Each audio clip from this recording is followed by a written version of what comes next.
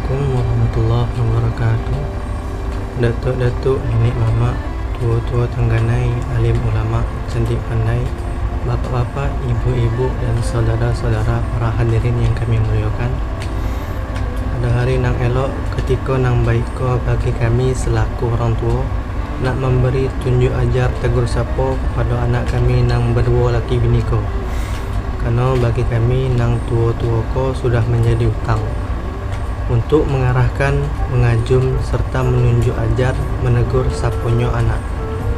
Buah anak ponakan nang akan betunak berumah tangga. Bak kata pepatah adat kita, semakin tahu makin ditunjuk, semakin cerdik makin diajar, semakin baik semakin ditegur, semakin elok semakin disapu.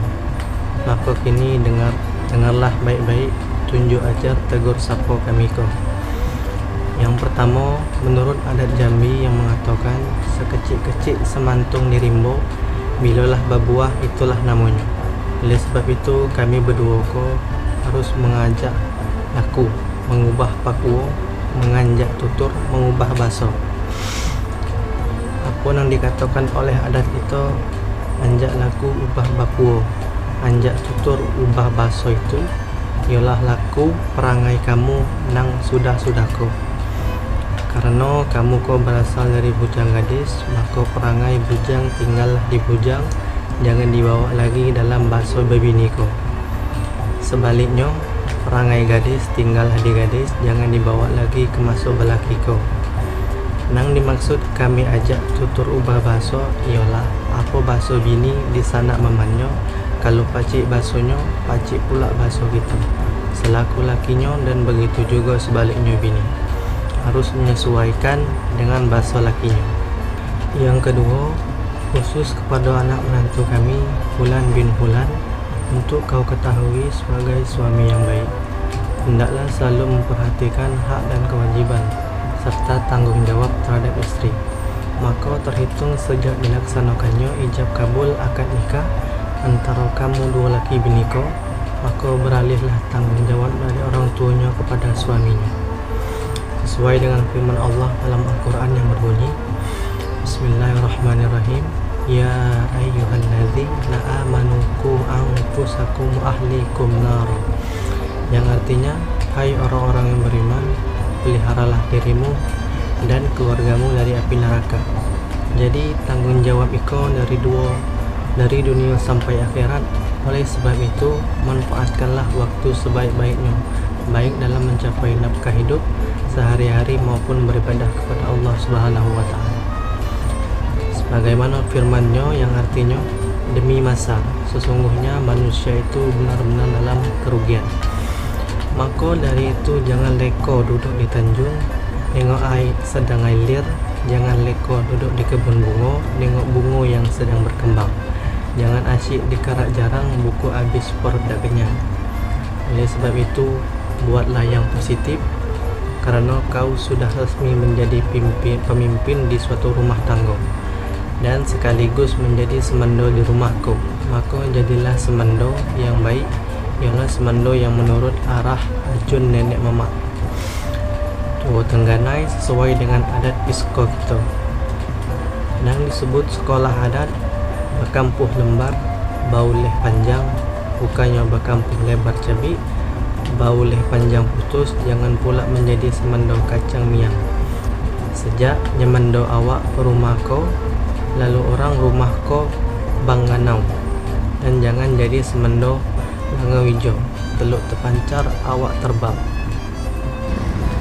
Yang ketiga, khusus pada anak kami Siti Zainab binti Fulan, hak dan kewajiban serta tanggung jawab seorang istri yang soleha sesuai dengan kodrat menurut adat isko kita. Taatlah kau kepada suami, jangan sekali-kali kau durhaka terhadap suami, sebab suami itu adalah pimpinan rumah tangga. Kok pergi tempat bertanya, kok balik tempat beritahu. Jangan pergi sewenang-wenang, balik sekehendak selera. Dan ciptakanlah suasana rumah tangga kamu berdua menjadi rumah tangga nang sakinah, mawaddah warahmah, menurut ajaran Islam yang disebut oleh Nabi gitu, rumahku surgaku. Kok ke bukit samu mendaki, kelurah sama menurun, terhampar sama kering, terendam sama basah. Kok mudik serentak santang, kok ilir rangkuh dayung, sailun mbak limbai, serentak mbak ragam. Yang keempat, bagi kamu berdua laki biniko, kini tuh kamu kok sudah berumah tangga. Berarti sekaligus sudah menjadi bagian dari anggota masyarakat di mana kamu bertempat tinggal. Bak kata pepatah adat, di mana bumi dipijak, di situ langit dijunjung. Di mana tembilang dicacak, di situ tanaman tumbuh. Di mana air dicebok, di situ ranting dipatah. Di mana negeri ditunggu, di situ adat dipakai. Maka dari itu, kamu tengok kegiatan masyarakat, lalu hiruk di ulu dilakukan, lalu hiruk diilir diilirkan. Hiruk di tengah dikampungkan, jangan menonggak sulung. Menunggu buta bersifat masa bodoh, sebab kata Nabi kita, khairun nas anfa'uhum linnas. Artinya, manusia yang baik itu ialah manusia yang bermanfaat bagi manusia yang lain. Dan yang kelima, untuk kami ingat dalam mengarungi bahtera kehidupan rumah tangga, agar kerukunan berumah tangga itu dapat diselesaikan dengan baik. Bak kata pantun adat, oh ayam payulah kumu, padi dimasak di ujung tangkai. Pandai-pandai kamu berdua ko mengarang bunga, baik lama bunga dipakai. Yang artinya, nak sering kamu berdua ko membenahi diri, jangan layu sebelum berkembang, jangan patah sebelum bertunas. Kalau apabila ketemu dek, kamu dalam rumah tangga, kamu nang genting kan membawa putus, nang biang kan membawa bertepuk, nang retak nak membawa pecah. Hadapilah dengan sabar, berkepala dingin, dan berjiwa besar. Jangan mudah mengambil kesimpulan main hakim sendiri. Kalau tidak terpecahkan oleh kamu berdua, musyawarahkanlah dengan tua tengganai kedua belah pihak. Sebab ayam masih berinduk, serai lagi berumpun. Kembalikan kepada waris, sebab satu-satunya perbuatan benar yang dimurai oleh Allah Subhanahu wa Ta'ala ialah talak. Bak kata pantun adat, basikat sambil barias, kena baju panjang lengan. Sepantun dawat dengan kertas, hancur luluh bercerai jangan. Demikian pesan kami dalam bentuk tunjuk ajar tegur sepoiko.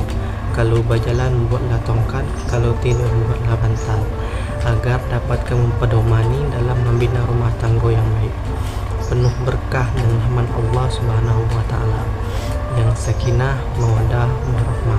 Amin amin ya rabbal alamin. Mungkin hanya itulah yang dapat kami sampaikan. Mohon maaf apabila terdapat banyak kekurangan dan kesalahan, dan kami akhiri.